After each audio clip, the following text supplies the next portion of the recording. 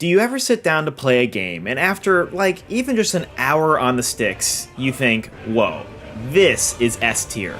Swinging as Spider-Man, crafting in Tears of the Kingdom, the swell of music in Final Fantasy XVI during a boss fight, sometimes you just know. But let me just say, we've been on the other side of that coin too.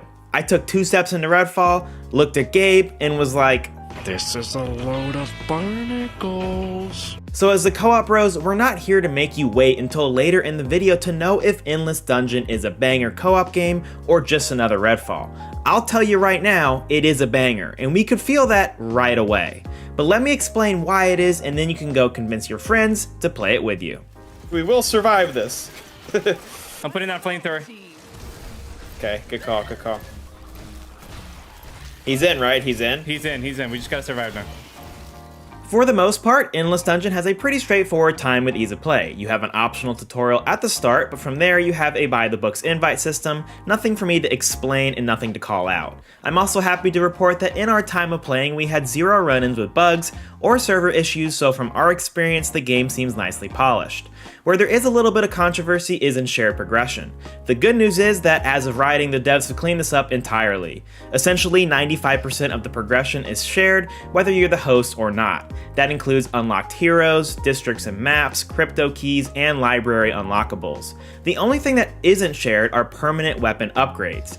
Whatever the host has chosen to unlock there is what you're going to get when you go into your run, but it's a pretty superfluous system with upgrades like plus 10% damage or plus 3 meters of range, so we didn't mind the host making those decisions because it didn't really affect our gameplay. Overall, I think I was impressed with how Endless Dungeon made it easy to do everything in co-op. The genre of the gameplay loop is in the name of the game, Endless Dungeon. This is a top-down twin-stick shooter that follows common roguelite elements. You start a run at the top floor of an abandoned space station, you find yourself trapped in, and then try to make it as far as you can, and if you die, you start over. It's a roguelite and not a roguelike because you can upgrade your weapons in small ways like I mentioned above, but you can also complete specific hero quests that allow you to unlock upgrades for your chosen hero. Like how with Shroom, the resident healer, I got chips that gave me plus 2 max stock to my healing, or plus 30% extra efficiency to my heals. Those were a little more worth the journey and you can actually feel the improvement there. You can also unlock different pathways down to the core, which as you can see is more like a set of rings, and that gives you some options and variety for each run. But what I still haven't mentioned yet is the tower defense mechanic, where you can also put down turrets of different types as you explore a floor and upgrade them during your run. The main objective of each floor is to move what is called the Crystal Bot, a pretty defenseless little turtle of a robot from one end of the floor to the other, so you can probably start to imagine how turret placement is important. But let's hold it there for now. All of these systems will come together in a second here when I talk about how they coalesce into an awesome co-op experience, and let's just say, I'm pretty excited to do so. Get around the back, get around the back of it. I'm on the back. I'm getting good It's damage. it's facing me right now. We're almost there. Almost there. Keep shooting it, Gabe. Keep shooting it. Oh, No, I got it. Oh my god, we're right there. Yeah. Dang. So close. The first big win I want to highlight here is how they've nailed the character kits for each hero. We personally felt like their abilities were unique and helped give us all a very defined role in battle. I've mentioned Shroom, my character choice, who was the healer of the bunch. The more enemies that I killed, the more heals I added to my tank that I could use on myself or my teammates at any time. Gabe liked to play as Cardi, this little bee whose active skill could stun enemies, and as you can imagine that came in clutch when things got tight. Jake's preferred hero was Fassy, whose theme was team buffs, so Fassy's active was a beverage he could throw at us to boost our attack, and as you would expect, we'd be taking advantage of that as often as possible. But of course there's more than just an active ability, there's also a passive and an ultimate ability for each character. Cardi's passive, for instance, boosted the active skill of heroes in the same room, while also giving the Crystal Bot an attack if it was in the same room too. Fassy's ultimate made nearby monsters attack themselves, while boosting the co-op partner's efficiency or fire rate, but also rendered him immobile. Now I took the time to go over each of those in detail because understanding exactly what they do to enhance your co-op partners changes how you play with each other and how you communicate. When Jake told us that he was going to launch his ultimate, it meant that Gabe and I needed to go all out on the offense for as long as it ran, while also protecting Jake because he was immobile. When things got really dicey, it was important to stick in the same room together to gain Gabe's passive buff. All the while, Jake and I had to keep everyone topped off on health and attack boosts. The hero kits go a long way in making this a very cooperative experience. But that was just part one. The other part is how crucial it is to make decisions as a team on each run. See, when you get to a floor, you have to decide on what doors to open. Eventually, when you open enough doors, you trigger a wave that you have to deal with. But you want to be smart about opening doors in a linear path when a floor first starts so that you can funnel enemies easier and get off to a good start. But then you open a door and it has a shop. Okay, so which gun is going to be the best fit for this floor's enemy types? Each weapon has an element that is either weak or strong against a certain enemy type, so you want to spread out different types with different characters. But the next door has a generator, which gives more of one currency over time towards either science, life, or technology. I haven't even mentioned those yet.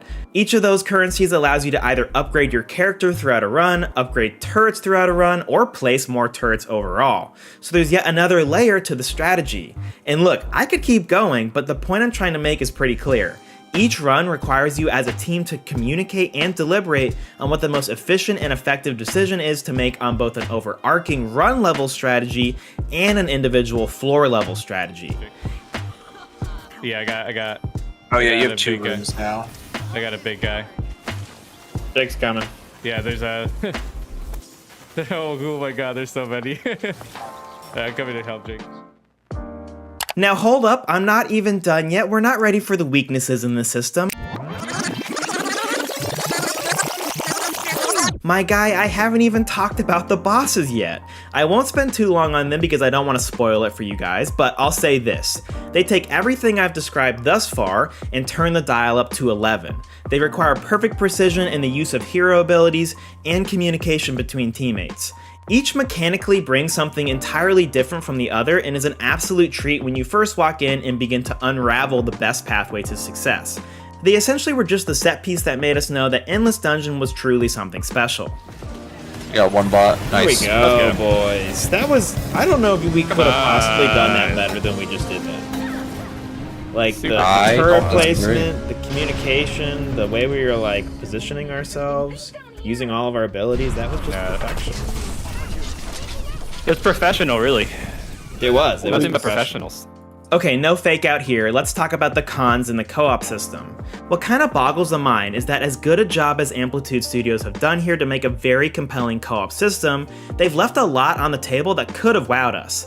Let me set the scene by being very clear. The character kits for each hero are special, but their actual build craft is super limited. By that I mean if Gabe were to play a shroom after I just played a shroom, they aren't going to play any differently. He can't make his own version of shroom. He can't customize the hero with different abilities, but more importantly, he can't customize the hero with different weapons. Weapons are the biggest sticking point here. Your character either plays with a heavy gun or a light gun. On your run, you're going to get different elements of heavy or light, and some will have different firing rates or spreads, but it feels like a system that only scratches the surface of what it should be. If it were me, I would drop the heavy and light distinction completely and add in more variety like melee weapons and distinctions between shotguns and rifles, and then you're starting to cook with fire. The gun system feels like an obvious L that certainly doesn't ruin anything, but is far from adding anything to the experience. And that lack of any sort of character customization does limit the replayability in the long term. Once you've unlocked each hero, there isn't much reason to keep playing past the credits. Hopefully future content can alleviate that, because overall from a co-op perspective, Endless Dungeon is a home run, and it could have been even better. Yeah. I was gonna say, I think that's one of my favorite parts of this game, honestly. Every character feels very fleshed out. It's got like a lot of personality, like just in general. I love how there's like a cartoon, like a comic book effect. Yes. Like over where you're shooting and whatnot. It's like, Yeah, it's super cool. This is there's one of so my much favorite art sty- styles I've seen. Yeah, there's so much style in this game. It's crazy. Yeah, I agree. Before we close out, I do want to address the fact that we're releasing this review 2 months post-launch. So yes, I'm aware it has a mixed rating from users on Steam. From what I can garner, a chunk of players were disappointed that the game isn't living up to their expectations set by past titles. Let me just say, I can't relate. I'd never played an Endless title before this, so from my perspective, I think this title absolutely slaps. Everything I've mentioned above is layered on top of a game that has really tight gameplay, stellar art direction, and top-tier characterization. The world of Endless Dungeon gives off all good vibes, from the characters' funny dialogue, to the chill lobby setting you come back to in between runs. Another sticking point could be the replayability aspect. I don't personally mind that. Playing from around 15 to 25 hours is the sweet spot here, and for $30, I think that's totally justifiable for the value. Now, for some people, that extra detail like art direction that I mentioned, that I fell in love with, won't mean much if it feels like the team didn't nail what they expected from past titles. I get that. But if you're like me, and you're just here to play a standout co-op title with your friends, and don't care or mind that it's not like the series past, I think Endless Dungeon is an easy choice. Alright guys, that's all we've got here. Thanks as always for checking in on our thoughts on another game. It means a lot to us. We're close to finishing out the year of 2023, so expect our top 10 sometime in the next week, and of course the final monthly for December. Other than that, enjoy the holidays, and we'll catch you next time on another episode of the Co-op Bros. Oh yeah. This should be the thumbnail, bro. Scoot over to the left, Gabe. Scoot over to the left. Sorry, my bad. Yeah, good. Oh, Yeah, too much. There we up. No, that's perfect. That's perfect. Yeah. Yeah. You got it, Jake. Yeah. There we go. Yeah. That's the shot. That's money, baby. We gotta frame it nicely. That's right. I love it. Just a couple boys looking out of space. Think about life. That's right. That's right.